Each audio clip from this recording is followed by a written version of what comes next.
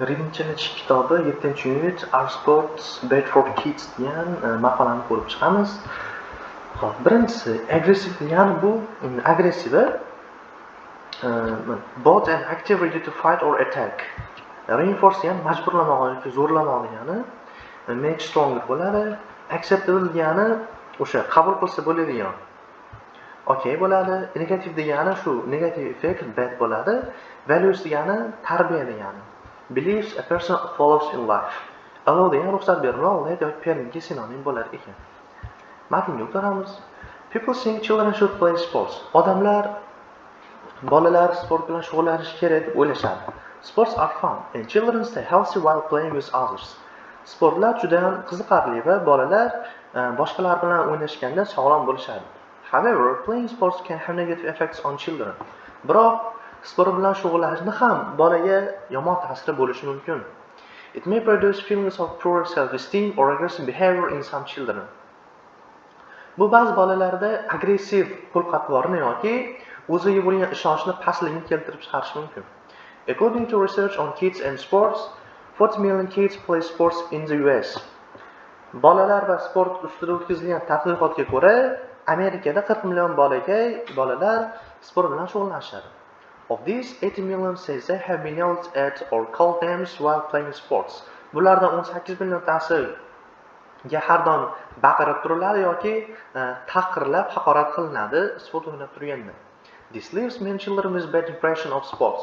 Bu bo'lsa bolalarda sportga bo'lgan yomon taassurotni qoldirishi mumkin. They think sports are just too aggressive. Ular shunchaki sportni juda ham agressiv deb o'ylashadi. Many researchers believe adults, especially parents and coaches, are the main cause of too much aggression in children's sports.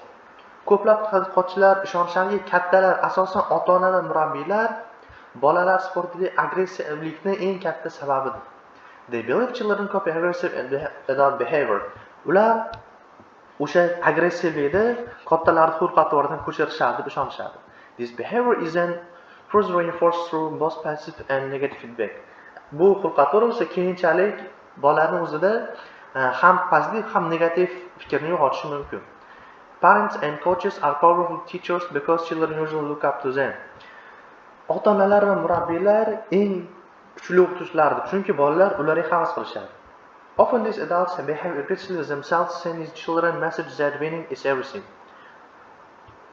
Tezda shu kattalar o'zlarini agressivlikni bolaga yuqtirishadi, ya'ni yutish bu hamma narsa degandek uqtirishadi.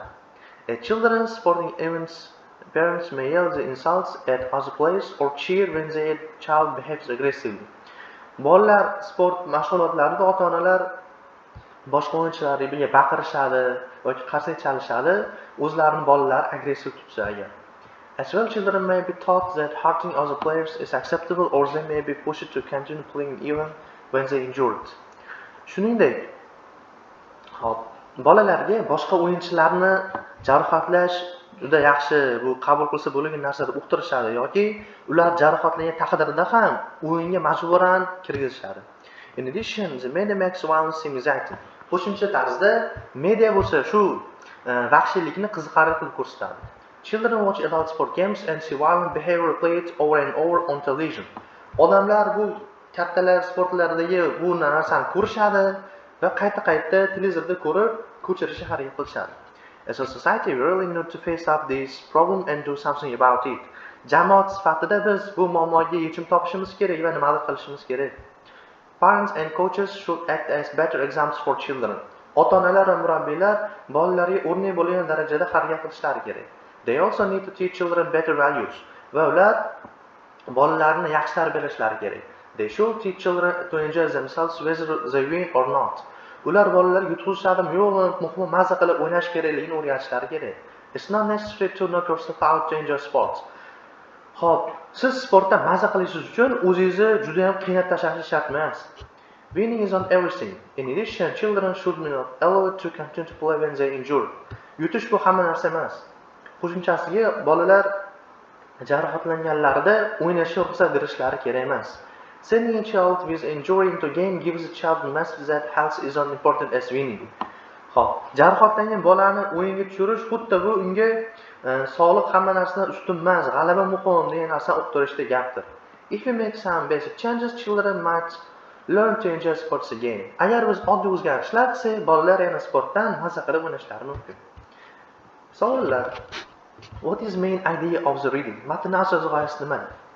Bitta to'g'ri javob C bo'ladi, ya'ni sport ham negativ natija olib kelishi mumkin. How many children say that had some negative experience when playing sports? Nechta bolada yomon ta'sir o'tkazdi o'sha tadqiqot qilinganda? 40 millionta bo'lsa, 18 milliontasida bo'lgan bo'lsa, less than half of the children bo'ladi, ya'ni yarmidan kamroq. C variant to'g'ri javob bo'lyapti. Which is described as the main cause of more aggressive playing? Agressiv o'ynashda o'sha asosiy sababi nima deyildi? To'g'ri javob adults bo'ladi, kattalardan ko'chiradi. To'g'ri javob A. What does the writer suggest? Yozuvchi nima maslahat beradi? D variant to'g'ri javob. Parents should teach children to play sports for fun and exercise. Mana ota-onalar o'z bolalarini prosta maza qilib o'ynashga o'rgatishlari kerak bo'ldi. What would probably not be done when facing up to problem? Facing up to problem bizga antonimidan teskarisini so'rayapti. To'g'ri javob bitta A bo'ladi. Ignoring the problem. Muammoni ignore qilish, ya'ni tashlab ketish, e'tibor bermaslik muammoga. Idiomalar. Call names degani haqorat qilish, tahqirlash, over and over yana va yana, knock yourself out degani charchaguncha nimadir qilish. Even if I never get an A in maths. Agar hatto men o'zimni nimadir qilsam ham matematikada A baho olaman deyapti. Ya'ni o'zini qattiq harakat qilsam ham bo'ladi, knock yourself out qo'yib qo'yamiz bo'ldi. In school, children used to her like mop top or poodle hat because of her curly hair. Yani. Maktabda bolalar uni laqabini mop top yoki poodle hid deyishgan ekan, laqab qo'yishgan. Call name bo'ladi. This is her favorite book. She likes to read over and over. Bu uni sevimli kitob va uni qayta-qayta o'qishni yoqtiradi. Summary-ga o'tamiz. Sports can be for children. Sports nima bo'lishi mumkin? Bolalarga foydali bo'lishi mumkin. Sports can be healthy for children, but sometimes there are also negative effects from sports. For example, children who don't play well may call names or yelled at. Sometimes parents and coaches also teach children that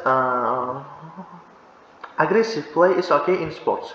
Because of this, children may think it is acceptable to hurt others in sports and in life as long as they win. Parents need to teach children that the main thing is to have fun rather than focus just on winning. Let's go to Ramos. He working all night to finish the project. U loyihani tugatish uchun tuni bilan nima qilgan? O'zini shu charchaguncha ishlagan. Knocked himself out bo'ladi variant. The thing is to remember is to remain calm during a fire. The main thing bo'ladi. To'g'ri javob. Asosiy narsa bu olov paytida tinchlanib o'tirish. Her parents try to teach her good values. To'g'ri javob C bo'ladi. The animal will not attack you. It's not aggressive. A variant. Many doctors swimming an excellent way to exercise. Many doctors consider swimming an excellent way to exercise. Consider degani hisoblamoq degani. Ko'plab doktorlar suzishni mashq qilishning eng yaxshi yo'li deb hisoblashadi. The exercises reuse words again and again. This reinforces learning new words. Xo'p. O'sha gapda mashqda chiqqan so'zlarni qayta-qayta takrorlash bu yangi so'zlar o'rganishni nima qiladi? Kuchaytiradi. O'shaning uchun biz reinforce tavsiya bo'laveradi. We stayed up until talking on the phone. We stayed up until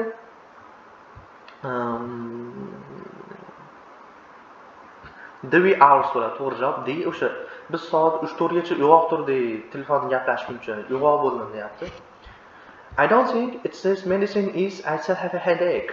Men bu meditsinani effektiv deb hisoblamayman, hali ham boshim og'riyapti.